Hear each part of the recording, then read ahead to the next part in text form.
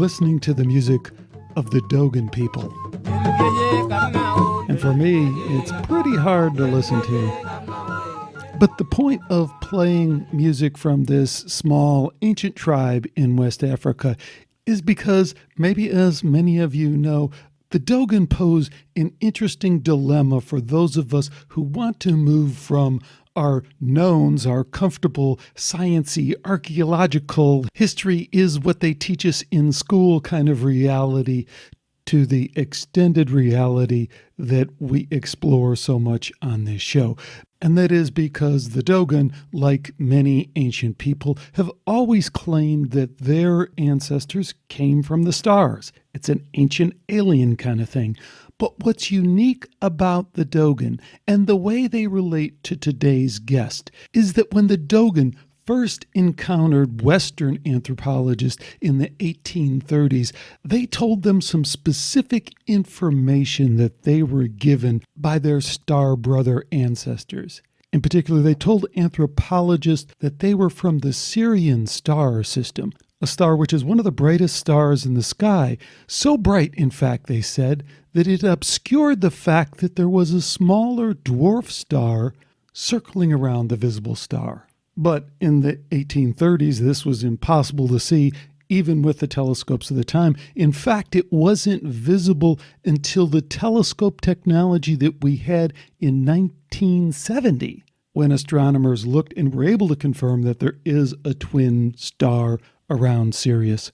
But the Dogon had more to say, much more. They correctly said that the orbital spin of the dwarf star was something like 50 years, and that there were 3 planets that would show up, and they had specific information about the density of these planets and their rotation and other information that would be impossible, it would seem, for an ancient culture without even a written language to know about. But again, the question for me is, how do we go from the known to the unknown? You write, Tibetan lamas voluntarily lock themselves into lightless underground cells for up to 3 years. This is what you've discovered from a guy who's been there, been to India, have met with these people, have enough of a credibility in terms of what you've done and your own spiritual journey to talk to these people on this level and to learn this stuff. Returning to your email, this would drive the average person insane. But the purpose of the incarceration is, among other things, to develop the ability to soul travel. Like the spider who creates its own web, we have this ability to, because consciousness has this great range of flexibility, we can create through our intention, that's the key, intentionality, a bubble, an ectoplasmic bubble, if you will, and we just travel in that powered by thought and intention. Stick around. My interview with Steve Briggs is up next on Skeptico.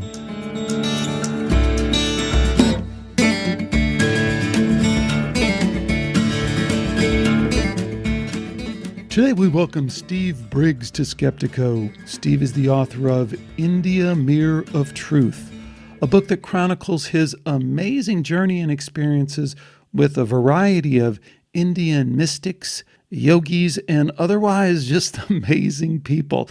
It's quite an incredible account, and I'm super excited to have Steve join me today on Skeptico. Steve, welcome. Thanks for being here. Well, thanks, Alex. It's a pleasure to be talking to you, especially when you're in California, and I'm out here in the cold in the middle of Iowa, and it's going to be below zero for the rest of the year. So get a little sunshine from you. Well, yeah, I'll try and send it your way. So, Steve, we met through your longtime friend and a guy I consider my friend, Rick Archer, who hosts a very excellent podcast that I reference frequently on this show called Buddha at the Gas Pump. And since your relationship with Rick really leads right into your book, I thought we might kind of start there with your background, how you know Rick, and then the story of how you came to write this book. Rick and I were on a meditation retreat, I think it was in 1974, so that dates us way back.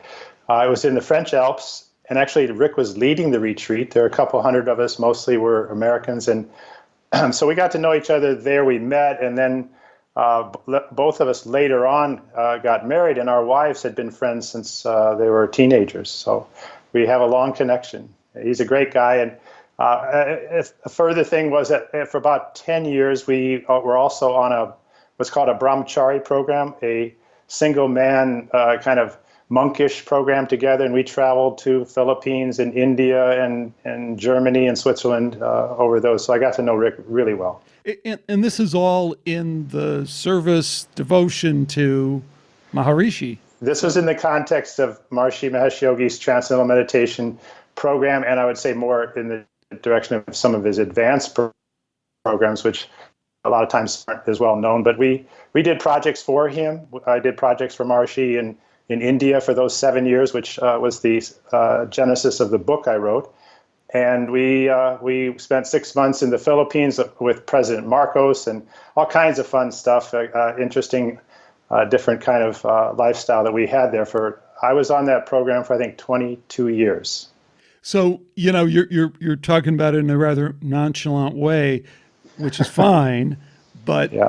This is completely outside of your background. You're an MBA. Yeah. It's outside, especially at that time, although there was this kind of spiritual uprising in the U.S., especially as it related to India, and that was all mainly driven by Maharishi. So, take us back to that time and what that whole experience was for you at the time, and then again, you just touched on how that led to you writing this book. Take us through that. Well, Alex, I got into meditation to become a better tennis player.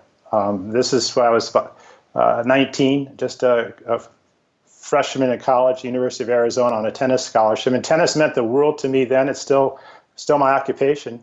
I teach tennis. But what I found when I immediately started to meditate was that my game got better. I felt better about myself. I felt more confident. I felt more coordinated physically, mentally. And that led me to really want to dig deeper. We were just coming out of the late 60s. For me, that was learning TM was in 1972. And so there's a big transition going on in America, and everybody was trying to wake up to new principles and new cultural values. And so I learned TM, and within 9 months, I ran off to Switzerland to become a quote, teacher of meditation with Maharishi up in the Alps. He came several times, spent some time with us. And then things developed. A few years later, he was looking for a couple people to go to India and teach some courses to the corporate people. I think it was in 1981 or 82, India began to, 91, 92, began to shift from a socialist orientation culturally and economically. They wanted to open their markets. And Maharishi wanted to just jump right in there and get some creativity, get some energy, get some leadership for that move. He thought it was a good thing. So he sent us over, and we started teaching corporate meditation courses to all kinds of Indian leaders, really interesting people, really the forefathers of what we see as far as the economic growth in the country today. So we were over there teaching all over the country, every big city, everywhere on the coast, down in Tamil Nadu, we were up in the Himalayas, we were everywhere teaching. But whenever we didn't have a course, very often we'd run off to see the saints. We'd run off and we'd go, especially in the summertime when it was hot, we'd go up in the mountains, we'd go up in the Himalayas, and we'd spend 2-3 weeks at the source of the Ganges. We would go to all the holy pilgrimage spots, and naturally along the way you'd meet some pretty unusual people. So that was sort of how it all started, and we had no idea when we jumped on board to go to India that we were going to be there for 7 years, but it was absolutely the best time of my life. And the reason I wrote the book, Alex, is because when I got back from India, I missed it so much. I got back, I had to leave India. I got very, very sick after 7 years. If people who've been to India know, it's a little bit hard on your body. And I got quite sick, and one physician said, don't go back for 2 years. You can't risk that. So I didn't, but at the same time I was missing it. So I started writing about it. And the book you mentioned is what came out of that. the book, and you've written two books, and we probably won't have a chance to talk much about the other one, but what is the name of the other book? The other one's called The Tale of the Himalayan Yogis, and that's a novel. It's also, the Himalayas for me was such a transformative experience, not just visually, but everywhere I went, the holy rivers up there and the incredible people I met, and not just saintly people, but the villagers and the people who just live there and farm there and have been there for generations. It's just an incredibly, you don't feel like you're on planet Earth, to be honest. So, yeah, I definitely get that sense. And a lot of people get that sense in talking to people like you or meeting, some of these mystics that come over to the United States, some of these yogis. And I guess that's why I wanted to kind of have you on, because not so much to talk really directly about the book, although as much as I've read of the book, I can say it's excellent, really well written. I can't believe Thank you. you wrote such a book, and then you've written a fiction book on top of that. Quite an accomplishment. But what I really wanted to talk about, and what I wanted to just kind of invite you into this conversation, is to get some of that experience that you have and relate it to some of the things that I've been poking into. So I got interested in looking at this extended consciousness stuff through Skeptico, and I wanted to stay really close to the science. So I started with parapsychology because that's really safe and it's sciencey, and then I got into looking at peer-reviewed near-death experience science. Because again, it was in this extended consciousness realm, but I could still talk about it from a very sciencey kind of perspective and all the rest of it. But in the back of my mind, I'm thinking, I'm a yogi. I mean, I'm a long time. Anyone's a yogi who says they're a yogi. And I've practiced yoga for 30 years. I've always been a student of yoga. I've been a meditator. So whatever someone wants to advance as their credentials, I don't have a lot of credentials, but I still consider that perspective as being central to who I am. So I always felt like there were these two kind of things going on. I wanted to explore the science side, but I always had in the back of my mind that there are these people out there that just blow all this stuff away in a way that we can't really explain. And when we do try and explain, it comes out as either fake, like someone's just making it up, or it comes out as so fantastic that people can't really grab it. So here was kind of the breaking point that really led me to you. I've gotten interested, and I always have been, but I've re-upped my interest in the ET stuff.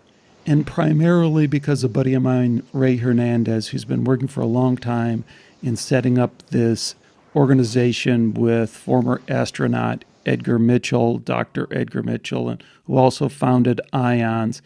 And these guys decided a few years ago that the UFO research thing was really headed in the wrong direction, and what they needed to do was focus on experiencers, people who've had contact with ET. And even though that sounds very strange to people, they decided that they were going to approach it in a very scientific way, as scientific as they could, with a very well-designed scientific survey to try and understand these experiences.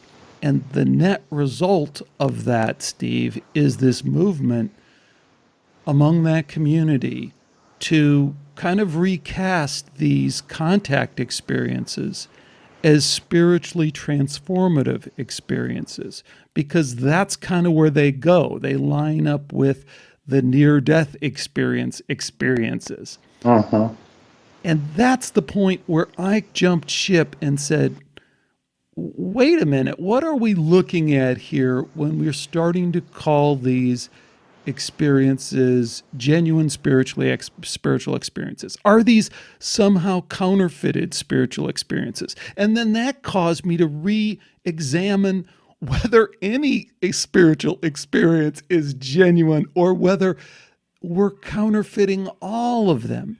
And that's the time that I very fortunately ran into the excellent interview you did with Rick on Bat Gap. And I said, this guy is perfect to really add some meat and substance to these folks out there, these Indian yogis and mystics and adepts who just have maybe found a way to manipulate this extended consciousness in a way that will inform some of these issues. So I've talked for a super long time, but I did want to set that up as a background, and then where I wanted to kind of lead you is all the way back to your story and talk about tennis. Okay.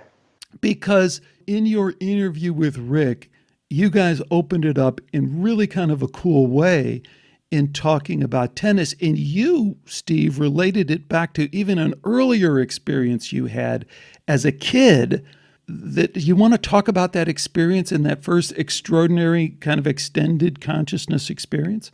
Be happy to. It's my pet theory that anyone who dedicates themselves to or is passionate about something, whether it's dance or art or astronomy or tennis, soccer, that or chanting the Vedas, if you focus yourself and are dedicated to it, you develop your consciousness. You're developing yourself. And as I got started with tennis when I was, I think 6 years old, my brother was 8. Our father had been a state champion, so as soon as we were old enough, the rackets came from the department store. And by the first day, we went out and played 2 girls who were 3 years older than us. We didn't get a game. I was 6 years old, and we didn't know that they were the city champs. But I thought, I don't care. I'm going to beat those girls, in a short period of time. And so we really, took to it. And I had a brother who was equally interested, and we just played and played and played all summer, every day. Within a couple of years, we were playing national tournaments. Now, we had the help of a father who knew how to play. There were no coaches. There weren't even indoor courts in our town in the Midwest in Illinois, Rock Island. But as time went by, we were pretty good athletes. And by the time I was 15, I was playing on the center court in the United States, the USTA National Junior Championships. I was playing I think he was 10th or 12th ranked player in the country from Southern California. And the match was nip and tuck. We could have gone either way. And I was struggling in the match because there were these red, white, and blue banners. It was the national championship, so they had these banners behind the court. Tennis balls back then were white, and I couldn't see the ball very well with the white part of the background. So I was trying to figure out there's got to be some way that I can pick up his serve better so that I can, play a better match. And as I focused deeper and deeper and got more resolve that I got to figure this out because we're down to crunch time, suddenly and gradually a shift started to occur. And there was a lot of different ways that I could describe that shift. And one was everything slowed down. It seemed like my decision making I had a lot more time to decide what I wanted to do with the ball. His shots seemed to slow down. The ball was bigger, and sometimes the tennis players on the pro tour, they describe the tennis ball was as big as a cantaloupe. It's just that, and it's the same ball. There's nothing different, Alex, in the same dimensions in the court, in the same racket. Maybe the sun's brighter, maybe the wind's blowing, but all the specifics are the same. But suddenly there was a shift, very clear inside of me, and that shift translated into a better play. And back then we talked about as being in the zone. And sometimes we tease each other. You're playing up in the trees. That was a 70s term. You're up in the trees here, like an ape or something. And so that wasn't just me feeling happy inside that this is cool and I'm witnessing, or I'm not involved and I'm playing, but I actually won the match because of it. So there was a concrete, practical result to this shift, at least from my point of view. And as time went by, people in athletics and in other areas, ballet, whatever you want to look at, soccer, they began to talk about these fields of consciousness and how they impact sports performance or any performance. If you're not thinking clearly, you're not going to be a very good physicist that day. If you've had a good meditation, or you've had a good night's sleep or whatever, you may have some insights. You may do something brilliant. The one I threw out to you in the email exchange, and this always interests me on a couple of different levels, but in baseball, if you really do the math on a 100-mile-an-hour fastball, there is no way that anyone should ever hit that. And they kind of fudge the numbers and make it kind of, well, if you could in 2 milliseconds, it doesn't make any sense because you were relating it to a lot of different things. The net for me is that reality is a lot more flexible than we think. And you found a way, and you found multiple ways, one in tennis, and then that's probably what opened you up to a more of an interest in meditation. It to did. Understanding the flexibility of reality. And I relate it back to, I was talking about parapsychology. One of the first guys I talked to and things I got interested in was Dean Radin at IONS, who's done this in Dr. Dean Radin, incredible peer-reviewed multiple times, multiple labs, over and over again, this presentiment effect where people are shown this image and they have the natural ability to know, their body knows and responds before the image is shown, whether it's going to be some kind of graphic, violent image or just some pastoral kind of nice, calm thing. And I said, isn't that like in the lab a demonstration of the flexibility of reality? And then there you are experiencing it on the tennis court, and then you're relating it to people who have downloads and all this other stuff. But what if we take a step back? I just would love for you to comment on this idea. If we fully embrace the idea that reality is flexible in all these different ways, that's kind of uncomfortable too. I mean, what does that mean? I love that term. Reality is flexible. I believe it's infinitely flexible. It has no limit to its pliability.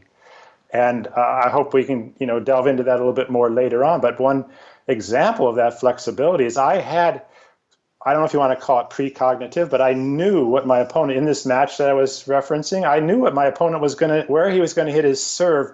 Once my awareness had shifted into this, what I would call it, a more quantum mechanical state, a more holistic state of awareness, a less tense state of mind, just more fluid.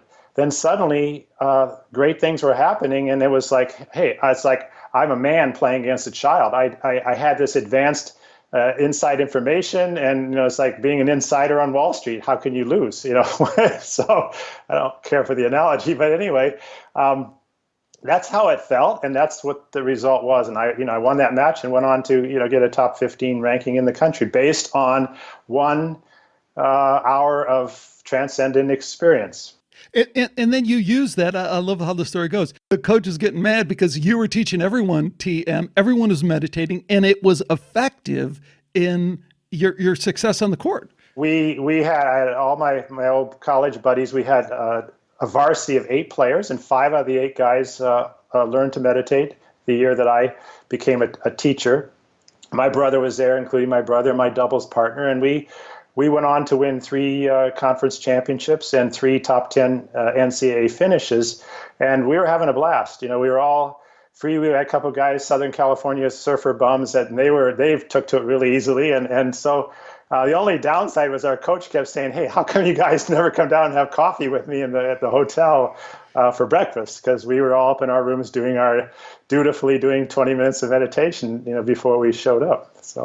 So let's skip ahead in the story, and now it's natural that you would be drawn to Maharishi, and the TM stuff works for you. And then, as you said, he's an interesting figure, and we're going to pull that apart a little bit, because one of the things I love about Rick and about you and listening to you is, there's some shadiness to Maharishi. There always has been. And I'm always leery of people who won't own that. And both of you guys have found a way to own that, take the good, leave the bad, try and understand it at a deeper level without running from it or just pretending like it didn't exist. And those are always litmus tests for me, because when people can't own that, then it's like there's another part of the shadow that we can't penetrate. Do you want to address that in a general sense? I'd be happy to talk about it. Sure.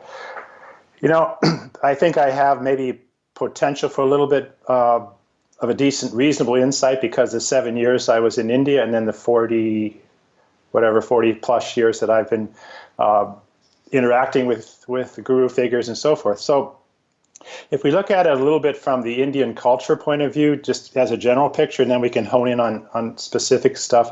My experience in today's Indian culture and Hindu culture, Vedic culture, it has a male bias. Boys are raised in the sense that they can't really do anything wrong. They're princes, and that has its positive stuff. They grow up with confidence, and they believe that they can do all the things that their parents give them the sense that they can do. Girls, on the other hand, are kept in the house and domesticated more, and I think that paradigm is changing. I don't want to kind of stereotype it too severely, but I think a lot of the guru figures that we've grown up with in the past 50 years come out of that cultural background, that paradigm. So if you look at gurus in India, a lot of times they're called God men. And that's an amazingly broad term to apply to any human being. So we get that a little bit of background that maybe they are, as human beings, a lot of the guru figures are possibly puffed up a little bit more than they really should be. And whether a particular guru or not is in the highest state of enlightenment, I certainly am not qualified to comment. I can only judge their actions, my interactions with them, the work they do, the clarity of their mind as they speak, and so forth. And what I've found is that, yes, I really have felt like I learned to take the good and discard what I didn't find to be so good. Yeah, but hold on, because let me, we're kind of dancing around things here. So Okay. let's make sure, first of all, that people know what we're talking about. First of all, the Beatles show up and they're at Maharishi's feet and they think everything's great. And then the next thing you know, John Lennon says, "Get away from me, you creep. You just made a pass at Mia Farrow and you're just a creep," And then everyone goes, "Oh, no, that couldn't have happened." And, we even have Deepak Chopra, saying, "Oh, well, I talked to him later and it didn't happen." Well, Deepak is here in San Diego, and I know a lot of people know him personally, and he's known to be, he's not someone I would trust on sexual indiscretions that need to be hidden. But the point being, Steve, without bearing the lead, because what I think really throws people for a loop is we're trying to understand this extended consciousness realm. And beyond that, we're trying to understand this spiritual realm. And we hold these people up as not just like, you're saying of a really advanced godlike boy. We're saying they're closer connected to God than we are. So when they fall, it makes us question, the fundamental question is, what is their relationship to God, to the larger spiritual truths that they espouse? How could they stumble? And if they can stumble, what hope is there for us? Yeah, totally. Yeah, I think one of the devastating experiences that a devotee or someone on the path who has a guru is that if they find that the guru is something less than they thought when they first got on board, it could throw them right off their spiritual path. It could really lead to cynicism and doubt and all kinds of things that would not probably be helpful to their long-term evolution, their own growth. I think one of the problems is that we place these individuals on too high of a pedestal. They are human beings, and I'm going to address exactly what we're asking. Maharshi had been accused. Back in that article even came out in the Daily Beast. I don't know if you saw it. A big article that came out. Maharshi's been passed away for over 10 years, and again, it referenced Mia Farrow. At one point in time, after I'd written the book that you mentioned, a lady came to me, and she, I thought she wanted me to become her new mentor. She was a devotee of Maharshi's, and she came to our house. My wife and I had a house in Fairfield. She came to our house and she started talking. She said, Maharshi made these overtures to me way back, and that was the first I'd heard of anything, and it was a shock to my system because when I was 24 years old, Maharshi had suggested that Rick Archer and myself and others that we adopt a celibate lifestyle, and we stuck to that. I was in that program for I think 20 plus years, and Maharshi in our minds was always defined as a monk, as a life celibate. And so then this lady comes to my house and says, no, that's not true. And it was, I had to suddenly do some soul searching, thinking, what does this mean to me? Because I've spent, a couple of decades following the advice of a guru who I venerated, and I still, in spite of some of these things that we're discussing now, I have an enormous regard and respect for Maharishi. So I dealt with it, I digested it, but I don't view Maharishi as someone who never made a mistake, either personally or professionally. I don't put him on that level because I don't think it's fair to him. And I also don't think it's fair to a disciple to have someone say, do as I say, but not as I do. Sure. And I also don't feel comfortable when an organization goes into a mode of denial or cover-up. And I don't think that has happened in the TM organization, but because... Well, it kind of has, but... I haven't seen people respond to that question other than, of course, Deepak's comments like that. But I know it's there, and I know that if you were to go one by one through all the different gurus that have come from India, I'm referring more to the male gurus right now, I think there would be a very small list out of about 20 that maybe had lived up to their billing as a Swami or a monk. I think that we'd probably find that we'd be disappointed. And I guess where I really wanted to go with that, Steve, is kind of, again, I call it these level 3 discussions. Like, I get that, and everyone gets caught up on both sides of that. One, did he or didn't he? And then second, what does that mean that he did? Oh, he's a despicable person. I'm interested in level 3, which is, what does that say? What does that tell you about the ultimate nature of spirituality? Because, Steve, first of all, we got to let people into your world in that you saw this guy, this man, do amazing things, both to you, with a look, with a touch, with yes. a voice, amazing things. And not just your experience where you're kind of hallucinating or making it up in your mind, hundreds or thousands of other people as well. So there was some power, there was some force there. And then we have to relate that back to, the individual. And then add to that, you have all these other experiences with other amazing people that further confirm that it wasn't just this guy, but there is this. Yeah. So let's dive into that. What does this tell us about the nature of spirituality? Well, I think part of it is how we define enlightenment. Most people say, my guru is in the highest state of enlightenment. And again, as at the very beginning, I said I could never be qualified to say that other than my personal intuitions from interacting with presumably several enlightened masters. But I don't define enlightenment as a person who is a perfect human being. That's a definition that I don't subscribe to. And that's really softened my ability to handle some of these bits of information that come my way. I think that perfection comes later in the game, and we can talk about that or not, but I do believe that the gurus and masters and fully enlightened masters can and do from time to time make mistakes, and maybe big mistakes. So in the end, it's my personal philosophy that I have to look to my own inner guide first and foremost.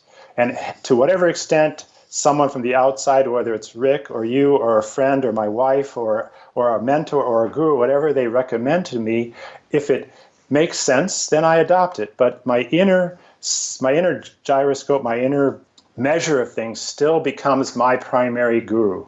I got that.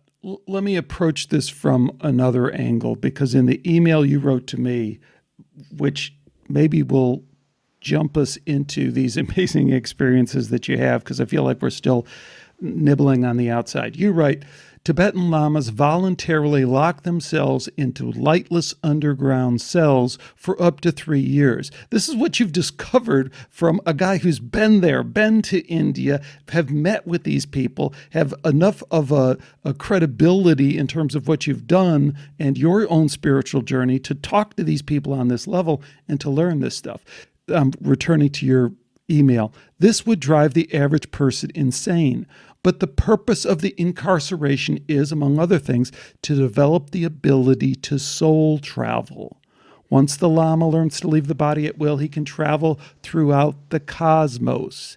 His physical incarnation is no longer a limitation. I have been taught these methods and used them. And we'll leave it right there as a bit of a cliffhanger to talk about later.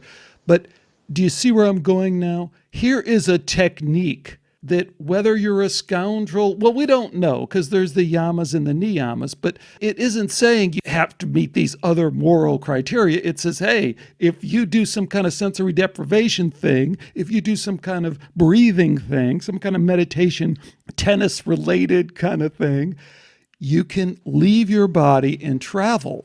And so let's talk about what that means in terms of, we said that reality is maybe more flexible than we think. Absolutely. The next step would be saying maybe these extended consciousness realms are more flexible than we think. And then the third part is there a spiritual reality that stands apart from that, or is it all just extended consciousness? Well, one of the beautiful things that Maharishi taught me, I remember way back, he said, now I'm giving you this technique that can take you all the way to the goal, which what he described as cosmic consciousness, enlightenment. He said, but capture the fort. Don't go after the gold mines. If you capture the fort, enlightenment, everything in the perimeter around you will be yours automatically. All the gold mines, silver mines, diamond mines, they're all yours. And he was referencing that a diamond mine is, say, the ability to teleport. A gold mine might be the ability to bilocate. All these supernormal powers that sometimes we see in the superhero movies in the theater. So we have that as a baseline. And when I got to the Himalayas, I'll just tell you one little story. I met this fellow named Maharaj. And Maharaj had been living up there for decades, summer and winter. And he didn't speak any English, but I was talking to him through his disciple who was translating because he had perfect English. And I wanted to get an idea where Maharaj's consciousness was at. So I said, Maharaj, if you don't mind, what do you do at night when you're asleep? And I had a reason for that because I was aware that yogi's sleep might be different than your sleep or my sleep where we're just sawing wood. So he looked up to the sky. It was, in the morning. He looked up to the sky and pointed, and he said, through translator, he said, at night during my yogic sleep, I go to that planet, and I go to Jupiter, I go to Mars, I go to the moon, I travel. And that made perfect sense to me because I had had some of those kind of experiences myself, and that to me was an innocent confirmation. Now, he may have been just putting me on, who knows? He may have been counterfeit, but I didn't have any. There was no agenda. I wasn't going to give him $100 for talking to me. We were just talking as two people. Actually, we were pretty much strangers at that point. So that was my first conversation with somebody who had, quote, gone out of the body.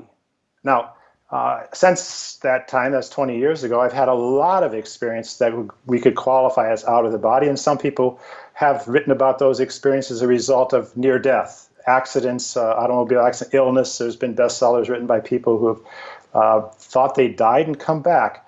As I began to meet Tibetans, some of the lamas up there, this is an area called Ladakh. It's actually it's a pure Tibetan culture than Tibet because what the Chinese have done to Tibet, but they haven't been able to get into Ladakh because it's within the Indian borders. So it's been saved, preserved in its integrity. So we spent some time at some of the monasteries up there, and you mentioned that there are these underground cells where they don't only lock you in there, they have a little hole where you can get one meal a day, but they cement you in. Now, no one's forced to do that, but you go in there if you want to, if you feel like you're ready for it, and you go in there and you stay in a lightless cubicle for 3 years. You start out doing it 3 days, then you do 3 weeks, then you do 3 months, and then if all that goes according to your satisfaction as the Lama, you may commit to 3 years. Now, there's nothing to do in an 8x8 cubicle with no light and one meal a day, right? So you're going to go stark raving mad if you're just sitting in there. Maybe even if you're a good meditator, you're going to really face your demons. But as I was told, these guys do this because they're given a technique and taught how to do it. They learn to use their, quote, light body, and they travel.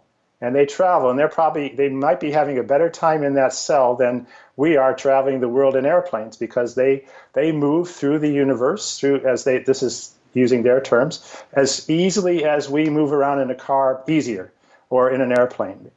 And if they didn't have that ability, I think most of them would be completely bonkers within a week. So it sort of pushes the issue that this idea of flexibility of reality, flexibility of consciousness, they are sort of forced to make that leap of disconnecting the binding influence between the soul and the body.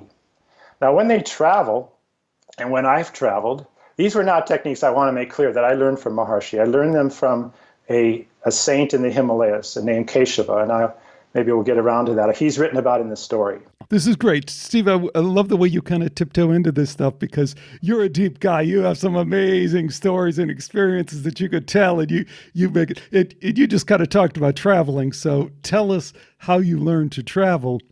So about the third or fourth year into being in India, I was up there at a place called Joshimat. This is one of the holy pilgrimage areas of the high Himalayas. It's deep in, takes about 8 hours to get there from Rishikesh, which is 4 hours beyond Delhi. So it's about a 12-hour drive from the capital, Delhi. And I was up on a meadow when I met a very handsome, beautiful, I mean, he looked to be about 25 years old, Indian yogi who sat down with me, and we talked, and he asked me questions, and I asked him questions, and the more I talked to him, the more I was spellbound by his wisdom and by his insight, and how well he seemed to know me. He had kind of the prototype, typical, look of, he had white robes, and he had longish shoulder-length hair, and he didn't have an ounce of gray in him, and he probably could have been any age as far as his wisdom. And he started to instruct me. He said, "Now, you're aging." I asked him, I said, "How come you're not aging and I'm aging?" Because he kind of tipped his situation, said he was very, very old, much, much older than 25 years old, maybe hundreds of years old. And I said, "Well, I've already got gray hair and I'm 50 years old. So what's going on here?" He said, "Oh, no, don't worry about that. It's just the result of a few lingering negative thoughts that you've had in your life." And I go, "Oh, well, if aging is the result of negative thoughts, I'm in big trouble, because I'm no saint."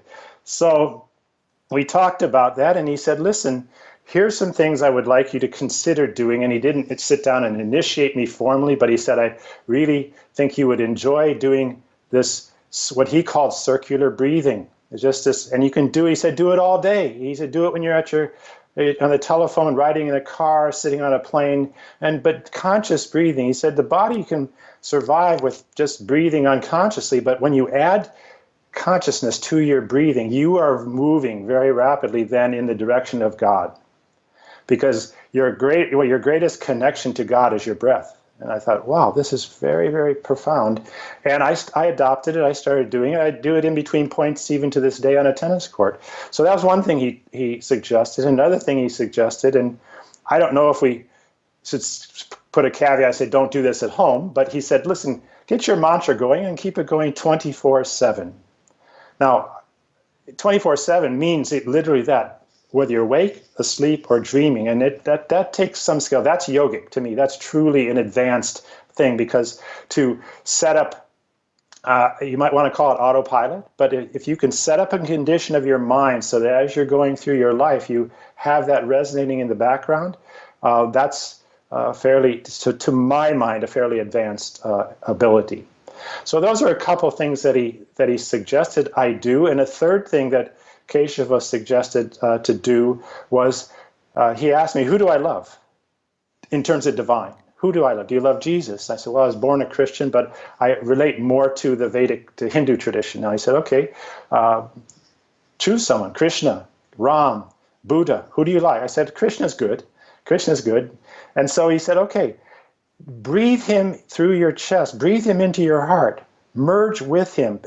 Whether you have a picture, an image of him in your mind or your heart, but breathe that divine presence into you and do it whenever you like. And don't feel like you got to do it every day. He said, you've been so good at meditating, Marshy said, don't miss meditation, do it twice a day. And you've done that now for over, at the time, it was 30 years.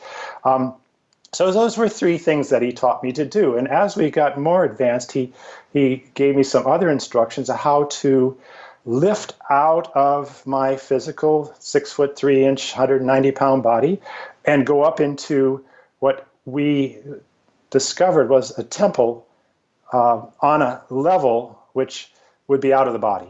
Would be not. There's no physical temple equivalent here on Earth, but I would go up there. Now, let me interject something here, Steve. So how do you process this? Because I'm listening to this, as most people are, and they're going, okay, gotcha. Breathe. Good. I got it. Yeah. Love, mantra, got it. Jesus, Krishna, got it. Go to a temple in the sky, don't got it. Yeah. How did you experience that? The people who are listening to this show know there are plenty of people out there who have done astral travel in one way or another and have even come close to verifying it, although some people wouldn't agree with the verification. It's on the table. Okay, first I backtrack for a moment. Marshy used to tell us we don't astral travel. He said, don't astral travel. He said, maybe it was at that point in time in our training, we weren't ready for it. So I always use a different term for it just because I have this lingering memory of Marshy saying that is, I experienced that it's a light body traveling with, and it just may be just semantics. It may be exactly the same thing. I can't really say, but I would call it a soul gathering aspects of myself, including my unified chakras. You know, there are 7 chakras. That's a whole tradition of the spiritual path as well. I unify those chakras, put them in one place, and with what amounts to an ectoplasm, it's something that it's like a spider creating a web. It's self-manifest, self-made. As I come up through the crown of my head and move higher into this temple of light, I'm moving within a bubble, within a sphere, if you will. And as time went by, and even maybe in preparation a little bit for our show here, and I thought, okay, if I'm going to talk about this, it would be good if I had maybe some references. And actually in the Judaic tradition and in the Egyptian tradition, there's something called a Merkaba. And I didn't ever use that term when I started doing this practice, and Keshe didn't call it a Merkaba, Murqaba, but in the Judaic tradition, it's called the Star of David, and it amounts to a chariot. The translation of Merkaba is chariot or vehicle of light. And like the spider who creates its own web, we have this ability to, because consciousness has this great range of flexibility, we can create through our intention, that's the key, intentionality, a bubble, an ectoplasmic bubble, if you will, and we just travel in that powered by thought and intention. And so you are absolutely still connected to your body through your silver cord. The silver cord, I'm sure, has been talked about in these books that have had these near-death experiences, because had the silver cord severed, they would have passed. They would not be alive. As long as the silver cord is intact between the physical body and the soul aspects that are moving wherever they're moving, they may just go from here to Chicago, they may go off planet, whatever, you are, quote, alive. But if it were to be severed, that would be it. So anyone who's ever written a bestseller about a near-death experience has not had the silver cord severed. You know, I've heard various things about the silver cord, and different people interpret it different ways in terms of all that, which is just another aspect of this that we could get into, is that not everyone agrees on these particulars. But I don't want to go there, because to me, I want to stay right where you're at. Okay. But to me, that's the level 2 stuff. You know, is it real? Well, yes, I can prove it in this way and that way. I take what you're saying as true. And then I say, now, Steve, you're the expert I want to talk to about this. And I want to just kind of dive right into my thing here. Because, okay. So now I'm looking at the ET stuff, right? Okay. And one of the things I'm looking at is that we've tried this sensory deprivation thing, it looks like. We've done it in a very horrible way, but just Whitley Strieber is the great example on this. Whitley Strieber, and I played the clip, I'll probably inject it into this show as well. Here's his interview on the Higher Side Chats recently. Excellent interview that Greg did with him there, but he's said this other places in his books. He remembers being a 7-year-old kid in San Antonio, Texas, and being enlisted, brought into this program with these other children where they were doing exactly the kind of stuff that you're talking about. And their intent was to break these people into this extended realm. This is a Stranger Things kind of thing, if you're familiar with the Netflix series that was huge. Well, the parallels with the Tibetan Lama story that you're telling is just chilling. But there's something that we have to really put our finger on here and try and get to the bottom of, is the morality of this and the mechanics of it. To a certain extent, these people are saying, this is no big deal. This is a mechanical, scientific, materialistic process that we can manage, control. If you're a shadow government kind of guy, we can weaponize, but that seems to be their intent. Yes. So now we have to pull back and say, okay, to what extent are these extended consciousness realms flexible and not in the way that we were talking about before? That's question one that I think we've answered. They are flexible and you can enter them in different ways. Now, where the hell is spirituality in this? Where is God in this? Hopefully, my purpose has been served in having these out-of-body experiences, because I have chosen to direct where I go to places where I have received more advanced training, a chance to be closer to divinity. And one of the groups that I have been, fortunate enough, or I've interacted with and learned from, are a group from the Syrians, not the Syrians in the Middle East, but the Syrians on Sirius B, the brightest, I believe it's the brightest star in the night sky. And these, I want to step back and say I've never ever been abducted. I've never been on a UFO. These are not things where I've taken my physical body to have that experience, but they're very real for me from the point of view of using my light body for travel in a spiritual manner. So if we are comfortable with the premise that the flexibility of reality and the flexibility of consciousness is limitless, then we have that ability to move interdimensionally. I have experienced time travel into the past, which I felt less safe with than spatial travel. Don't know if I need to elaborate on why, but if you mess up in the timeline, you might not be happy with where you end up. But in the kind of travel I've done where I interacted with the Syrians, I was very comfortable. So we could talk about their physical description, what they taught me. What would you rather have me focus on here? Jump right into it. I think, this is really, really challenging stuff. I like the way you said, let's step back and kind of go through our knowns at this point, if we're willing to go there. Our knowns is that there is this flexibility to reality, and you can hit the tennis ball, and Michael Jordan can see the hoop is as big as the moon, so that's real. And then we take, the again, starting with parapsychology, and we say, what's presentiment say? It says time isn't really what we think it is. And then I got my buddy, Dr. Andy Paquette, who's been on the show, 5,000 precognitive dreams that he's cataloged and published peer-reviewed papers on. Precognition, folks, blows our idea of time. So that's on the table. And then this astral travel, traveling outside of your body, people being able to see and report things back and they're true. That's all on the table. Yeah.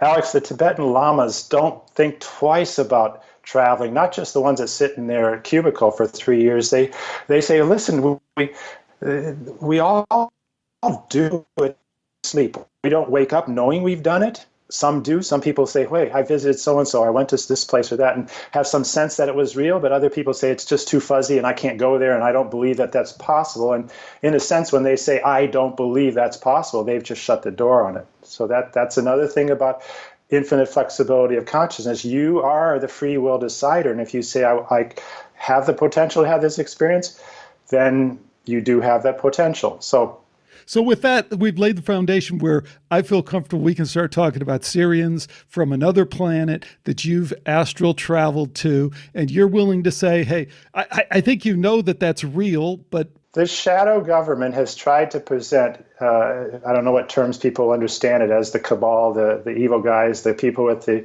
negative agendas. They've tried to feed us the concept that life outside planet Earth, either one, doesn't exist at all, or if it does, it's evil. And it's going to hurt us or harm us or annihilate us or create catastrophic condition. I couldn't say anything that is further from the truth.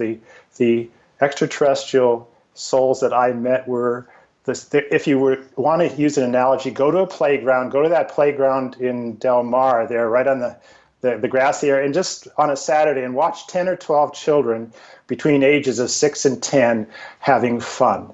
That was my experience with these beings. They were so unbelievably kind and loving and innocent, a little almost frail, but very doe-like in their eyes, large, peaceful, innocent eyes, but like children.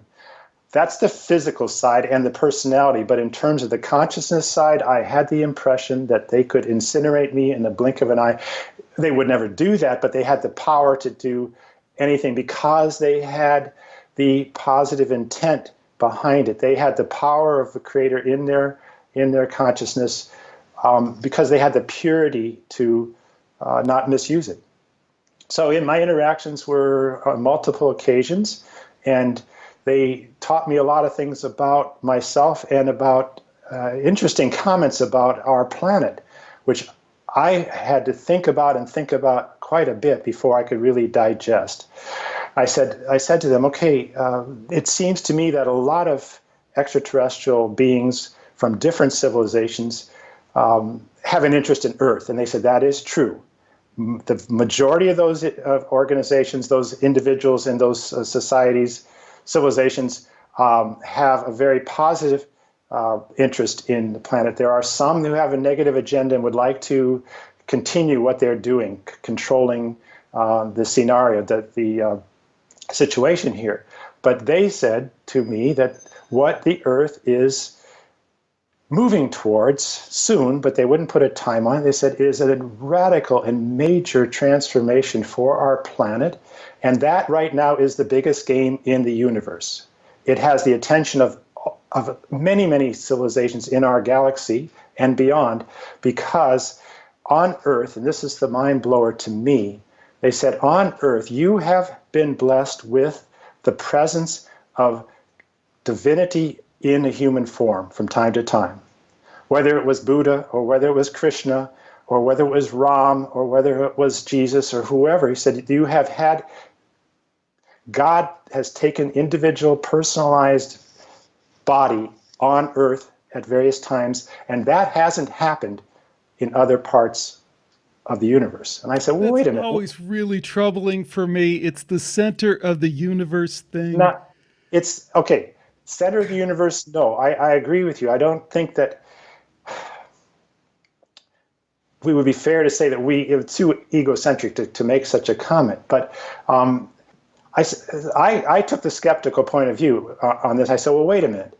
If I'm not correct, you are light years beyond my state of consciousness. And they smiled, and and I think they didn't deny that. They may be millions of years past. So I said, okay, how is it that our lowly, ignorant planet has had divinity walking on it, and you're so far ahead of me, so far ahead of any human being that I could tell that, they had all the supernormal powers.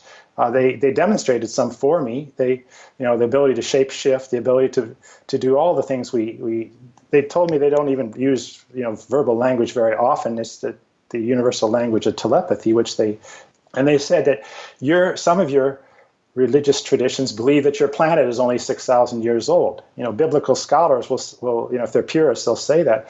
And they said, they laughed and they said, you have had at previous epochs, you have had human life as you're seeing it, as we live it, with the powers and the abilities that we have. You just don't have it in your records. It's either been erased or forgotten, but your planet is billions of years old. And if you look at the Vedic references, Sat Yuga and different yugas in the Hindu Vedic tradition, you will find that, and you'll find references to the fact that human beings lived for tens of thousands of years in Sat Yuga. Now, all that's going to be quite a handful for people to digest, but those are a few of the comments they made. And they said, we have 17 planets here. One of them is called Archives, and we'll take you to Planet Archive. And the Archive was basically this huge library of crystals. And the crystals were the keepers of all this information. So we have basically, the Syrian said, we have basically all the information in the Milky Way galaxy here with us. Not the universe, but within our galaxy. And we have all of your Vedic records. We have all of your scriptural records. You on Earth don't even have that because there have been agendas which have taken it away, have destroyed it. So, but we're preserving it for the time and place when you are ready for it. So they were blowing me away with that. We went to that planet archive. We went to hospital. These are the kind of English translations for their 17 planets, which are gravitationally placed around a sun. And hospital is primarily spiritual healing. And I could tell you the experience I had there. I had this lifelong pain in my neck, and which they clarified for me was a result of dying as a gladiator sometime back in Roman times with a bite of a lion on the neck. And they said, here's how we're going to heal that. We're going to show you how to reference a past incarnation of yourself where your neck was perfectly fine, and you're not going to take everything from that past life, but you're going to take the information, the DNA, the knowledge of a perfectly healthy neck from that previous life, and you're going to just bring it with your consciousness into your current situation, and that itself over time will heal it. It worked. Now, I don't know if I had their help to do it. It worked. My neck has been perfectly normal, but I was in a lot of pain back in the day, 30 years ago. So those are what the kinds of things they were doing on the planet called Hospital. And by the way, the planet Hospital is open to anyone in our interstellar family that wants to come and have that kind of care. So these things are stretching the imagination, I can imagine. They are. Put on your skeptical cap here, because you are very much of a down-to-earth guy in a lot of ways that we talked about, and that's why we kind of approach this. If you're a tennis coach, MBA, and you work with some very high-level Indian business people and gain their respect because you have all your faculties and you're very good at playing the consensus reality game. So put on your skeptical cap, and what troubles you most about that story? What troubles you most about believing that? The whole Syrian experience? Yes. Or, the disbelief that they are looking, because that they were looking to us in any way, because I said, well, what's your mantra? Do you have mantra? He said, no, we've just borrowed. If you don't mind, we're just going to slip into your mind, and we're going to just use your mantra. Is that okay? I said, you're welcome. I said, if you're perfect with, but why don't you have a mantra? I said, we haven't had that knowledge. I said, how could you have risen to the state of your exalted? Because they honestly were an extremely highly evolved state of life and bliss. I mean, just mind-boggling. How could you not have had a mantra? So, well, that was not part of didn't have that training. That they went back to this thing. That's the Earth's dharma. That is part of what's going on Earth. And she said, by the way, that's going to be exported from Earth all through the galaxy over time. That's where my boundary hit, and I said, how does it work that way, that you can be so far advanced from our civilization and be looking to us for anything? We should be looking to you. And they just smiled very innocently, like maybe a child, and said, that's going to be a big thing when planet Earth matures enough to share what they're blessed with. Apparently every part of the universe has its own blessing, and that's our unique niche. And But I've struggled with that, and I've thought a lot about it, and I don't know that I've come to a conclusion, because I just interacting with those beings was such a mind blower, that it seems shocking that they would look to me or anyone to you for anything, because they seem so. I'll give you another example. They have out of the 17 planets, they have a planet called creation. We don't mean creating the universe kind of creation, but whatever they need in their culture, they manifest from the life stream, from primordial matter, what they need. And they said, one day, you mark my words, one day when your bad people are removed from power on Earth, we will give as gifts to you cubes. And these cubes will go into every home, and these cubes will create whatever ideal temperature you want without any cost whatsoever. But until the money mongers are removed, they would immediately co-opt it and try to, make a big profit out of it. But that's something that they know how to manifest. They have replicators.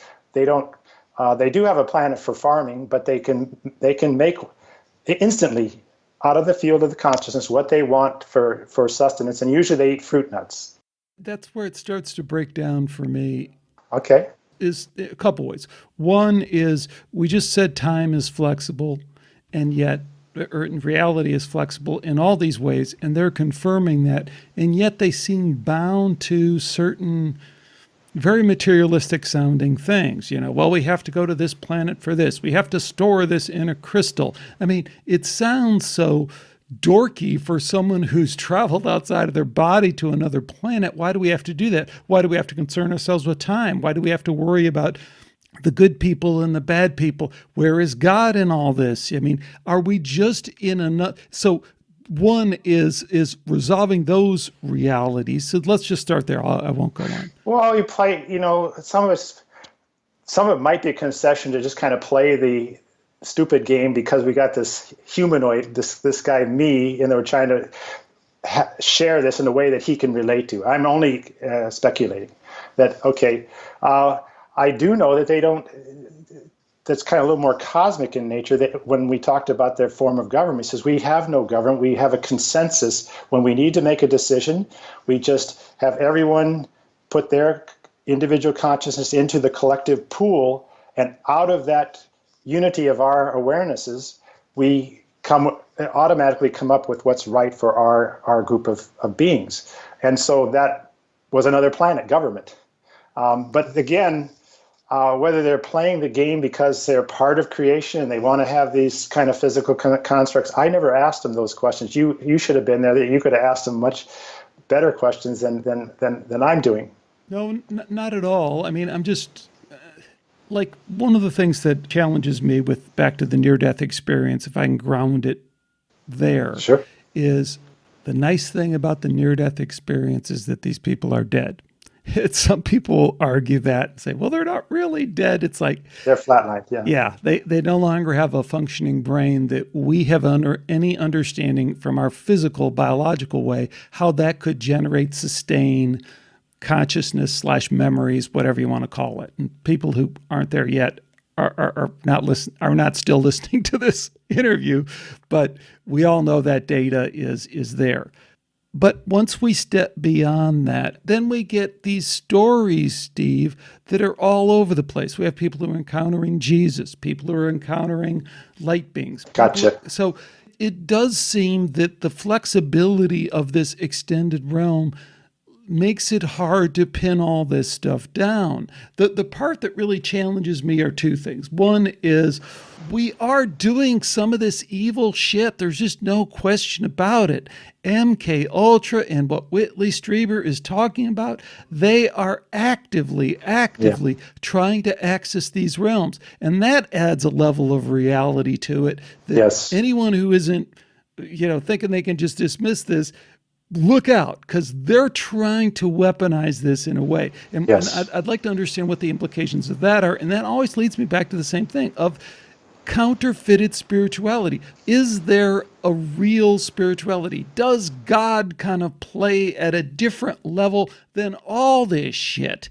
And when you are sat there to judge your life, be it in an alien ET incarnation or a human incarnation, you will, as this is what I take away from the near-death experience, you will be judged for everything that you've done. But your soul will be the judge, and it will be among a bunch of loving, completely supportive other souls, and you'll probably judge yourself a lot harsher than they would, but everything will be judged. And in that sense, it kind of puts a different spin on this, but there just seemed to be a lot of stuff in the middle that is playing a completely different game, and it's confusing the heck out of me and a lot of other people as this middle game. Yeah. Well, one finishing comment on this need for a replicator or a cube, or why I asked, why do you bother to use a craft? You can travel anywhere and bleed into any dimension you want. You could stand here in front of me in my house. I'm talking about the Syrians, and I'm sure other civilizations have that capacity. Why are you running around in motherships and scout crafts and so on? And for lack of a better answer, just, it's fun. It's like it didn't seem to me that there was any great, profound, earth-shattering reason other than, we're just doing it. It's like, why do the kids go to the playground? You could just sit with your app and play with virtual reality and never even bother to go to the playground. So that may be one perspective, and I don't know if that's a satisfactory one, but that seemed to me that, they showed us how they skied. They showed us how, they have my last comment, and then I'll get back to what you're going to here, Alex, but they have a area called entertainment, a planetary area called entertainment. And I thought this was profound for me. They said, two of the things that we value the most are pleasure and relaxation. We consider them very important for our spiritual well-being. And on that particular area, it's open to you, it's open to me, it's open, almost these areas are, although not all in the timeline planet is not open, because again, if you start getting into timeline manipulation, master timeline stuff, you could really mess up some reality. So that you have to go with someone who's got certification. So they told me. So anyway, that's enough of rambling on the Syrians. You brought up two or three ideas there. Which one, if you wanted to kind of hone in on one particular area of your thoughts, go ahead. The part that makes sense to me that I can't kind of resolve with the other stuff is, like I told you from the NDE thing, we're all going to be judged. Karma, judgment day, Christian, it crosses all, and it makes total sense. Yet it's been co-opted by all our religions, right? So what I love about the judgment thing is you tell that to a Christian and they're just nodding their head right there, and you say, okay, but here's the thing. Jesus ain't judging you. God ain't judging you. You're judging yourself. And they go, what? How would that work? And then when you really think through it from a spiritual standpoint, and you go, well, that's the only way it could work. That's the only way that it would make sense. That, in a way, puts all this other stuff as in the middle, if you will. It's just in the middle. It's a transitory kind of thing between. Do you get where I'm going? I think so. Yeah. Yeah, in a sense, the stuff in the middle, it's very illusionary, but it also is real. We could think this is cliched, but we're just in a school. This life is a school, and it happens very quickly. And if Vedic references say that we live much, much longer, which actually would be a benefit to the schoolhouse, because a lot of times we'll perform an action which we will evaluate ourselves at some point in time, at the end of our life, in between life, whatever. But because our lives are so bloody short, 70, 80 years, a lot of the back-end learning that we could have, say we mistreated this person badly, we don't maybe live long enough to see because the universe, the actions in the universe are circular. It circles back in mandalas. It comes right back to us, but maybe we pass before that lesson comes back to us, and we, receive the same treatment from somebody else or have the same illness or something like that. We haven't learned our lesson. So we got to come back and do it again. And that's one of the things that they say is so valuable about having an extended life or extended perspective, is that we learn these things much better than having to sit and watch it on a TV screen in some heavenly port with some guide sitting next to you saying, hey, you kind of messed up there, Steve, but that's for you to judge. We could actually work it out. And if we could even tie that back to the guru phenomenon of why are they not infallible? Why are they not God-like if they're teaching us how to find God? And I've heard gurus say that, the scriptures will say, who's more important for a person, the guru or God? And the phrase is the guru is, because without the guru, you can't find God. So you get these kinds of trainings and teachings, and then you find that your guru or some guru is making mistakes, and you start to go, why is that? Have they not resolved their karma? Have they not resolved their issues? Have they not looked into their experience? And to a certain extent they have, maybe more than we have, but they also live with something called lesha vidya, the faint remains in the Vedic parlance. That's a Sanskrit phrase. It's lesha vidya, the faint remains of ignorance that we come into in this life, bringing a suitcase of karma, parabdha karma. And if we gain our nirvana, if we gain enlightenment, then we still are going to live out our life. And many, many great saints have died of cancer, had throat cancer, I know one particular, or had terribly debilitating experience. So it's still part of a package of karma that even though they may have been enlightened, they were still working out because the arrow had been shot, the karmic arrow had been shot, and they were receiving it at some point in time. So all these things come into play. It would be nice if we were able to resolve our issues neatly, but it doesn't seem to happen that way a lot of times. And we get hit with this horrible financial karma in the middle of my life, and I say to myself, what the heck did I do to deserve that? Or my wife says, sayonara, I'm out of here. I can't even stand the sight of you anymore. What did I do to deserve that? And so we start to get cynical or depressed or sick or this or that, or why did my boss do that to me? And if we take ownership and say there's not a single thing that can possibly happen in our life that has not been initiated by our own consciousness, then we're if we can say that, and if we can live that reality, then that's a big step forward in the processing of our steps of evolution. Again, I don't know if we still need to dig a little bit. What else do we need to? I think we're getting there. We could go on and on, really, because you have so many, many stories and experiences and a broad range of them. And this is something you think about and obviously work on regularly. But let's wrap it up. We've been at it for an hour and a half, and you have some tennis duties to go off and do. Well, let me mention, Alex, if the people, anybody who's watching is wondering why the heck is Steve standing, I just want to confess I hurt my back a few days ago on the tennis court, and I can do anything but sit right now. Even driving my car I can even teach tennis, but sitting for some reason it's right the pinch of the lower back. So I've been standing here for and that's the reason. Okay, full disclosure. No, it's been awesome. Our guest again has been Steve Briggs. One of the books you want to check out is India, Mirror of Truth. What's the best way for people to read that book and find it? I have a website at stevebriggsauthor.com, and I sell it there. It's sold on all the online, Amazon and Barnes and Noble. Both my books are sold in those places. Both books are sold on my website, stevebriggsauthor.com. And so I'd be delighted if you want to buy it through my website. Of course, I'd be happy to, that way it'd give me a chance I could sign it for a person if they wanted the book signed. And I do give, some discount when I sell it through my website because we don't have the stores taking their percentage. So. Well, I do encourage people to check it out. And in particular, the way I was trying to go with this interview, and I think we accomplished it and then some in terms of going and talking about your astral body travel to the Syrian planet and visiting ETs and talking about which blows people away.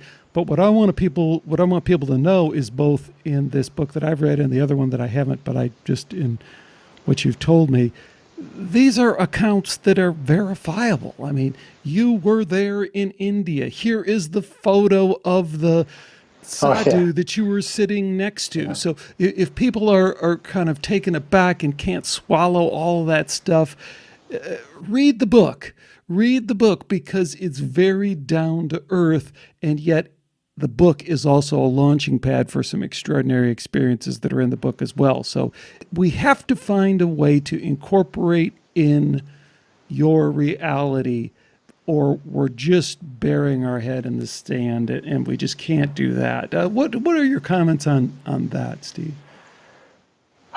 Well, I have been patiently hoping that greater group of humanity would take note of what's going on all around us, both the positive and the negative. But I do feel that people are just a little bit too passive, and I'll turn on CNN News and go, oh, this happened.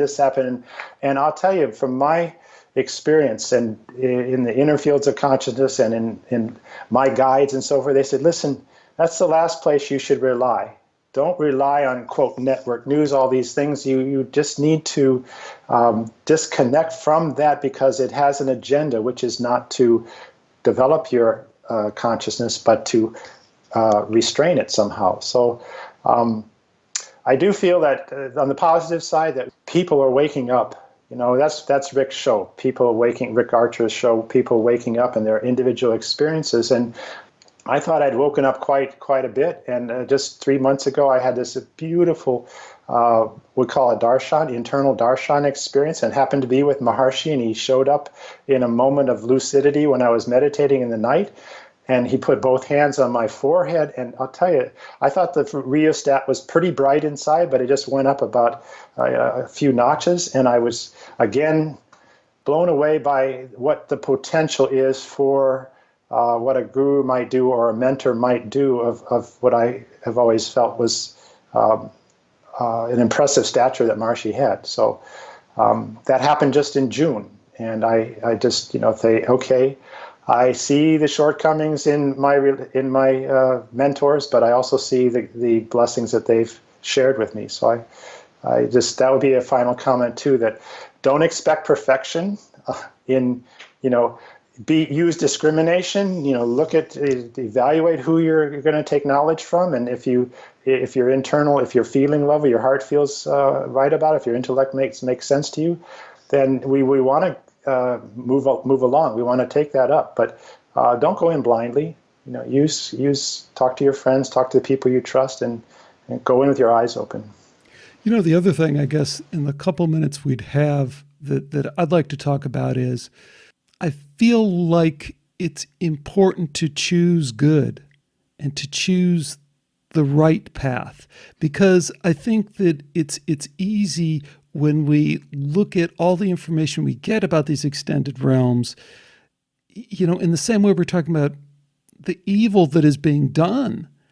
Evil is very present, and it is very tempting. And I don't know, it sounds very Christian. I don't mean it in a Christian sense, but we have to choose good. Do you have any thoughts on that? Well, Keshava said to me very frankly, said there are some very bad people in Washington, London, Beijing, New York City. He said they have very bad intention, and you have to be aware that they are not serving the best interests of humanity. So if we're naive enough to just buy into everything that Washington puts out there, or our financial people in New York, then we may be setting ourselves up for a big shock.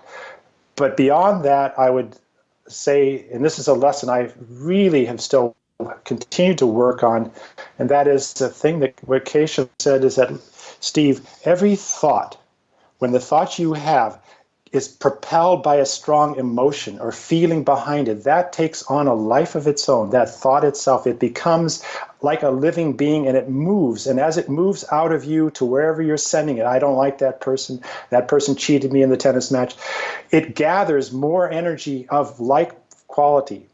And then, surprise, it circles back.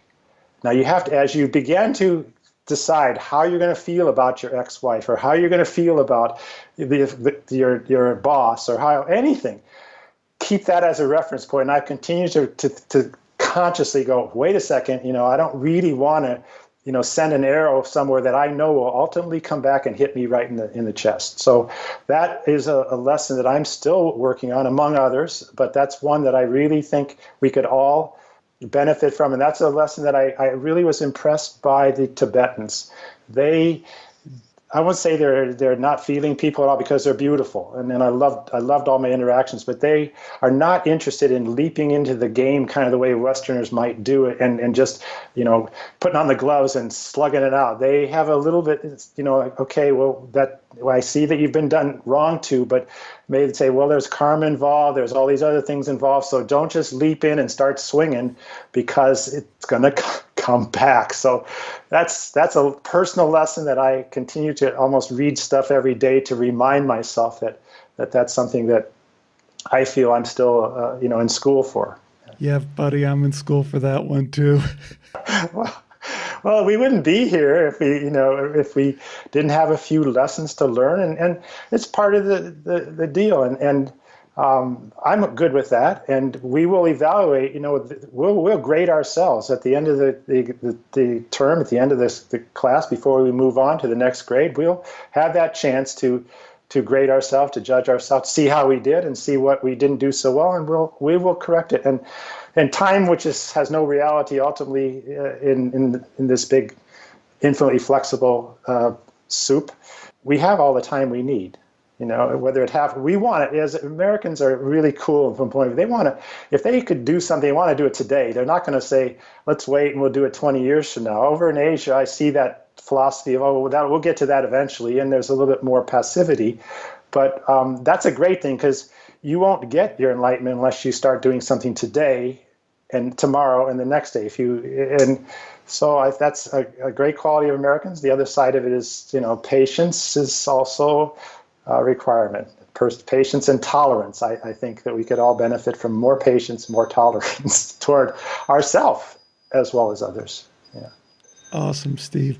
Okay, so folks, do check out Steve's books. We'll have a link in the show notes to his website. Steve, let's stay connected. I'd love to have further conversations with you about this. Thanks so much for being here. All right. Well, great talking. I enjoyed it very much. Thanks again to Steve Briggs for joining me today on Skeptico.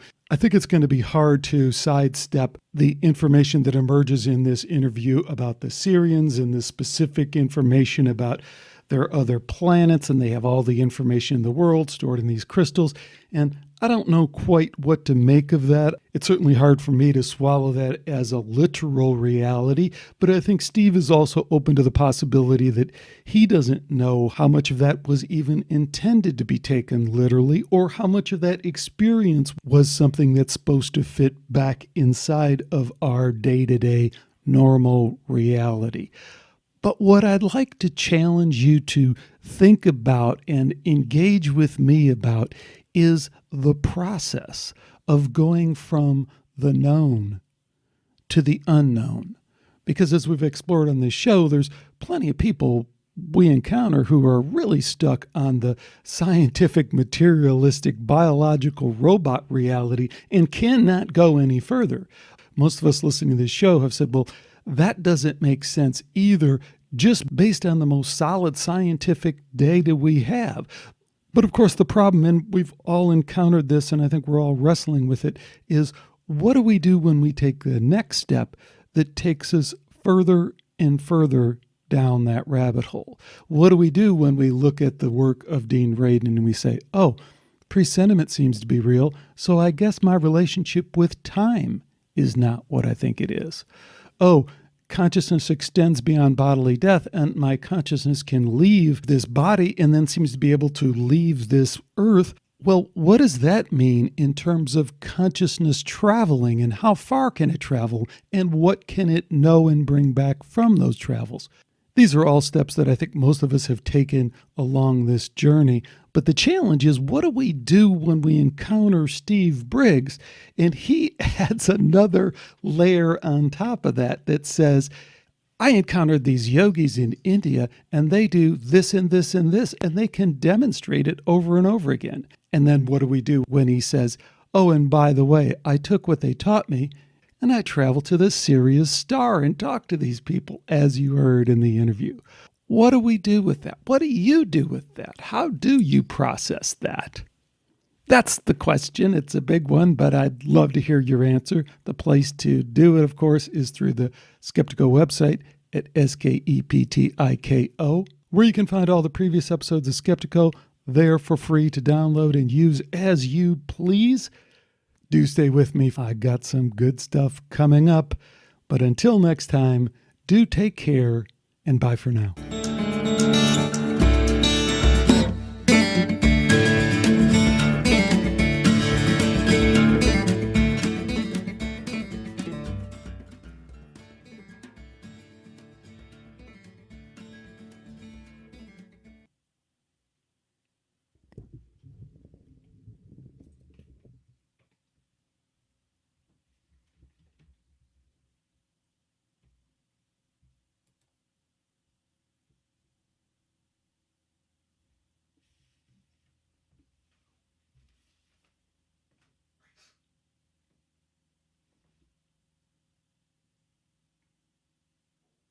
So thanks for watching this video. And if it wasn't really a video, but just an audio stored as a video, I apologize. But there's more videos out there as well. But please check out the Skeptico website. You can see it here. We cover a lot of different stuff you might be interested in relating to controversial science and spirituality. A lot of shows up there, over 350 of them or so, all free, all available for download. So do check it out.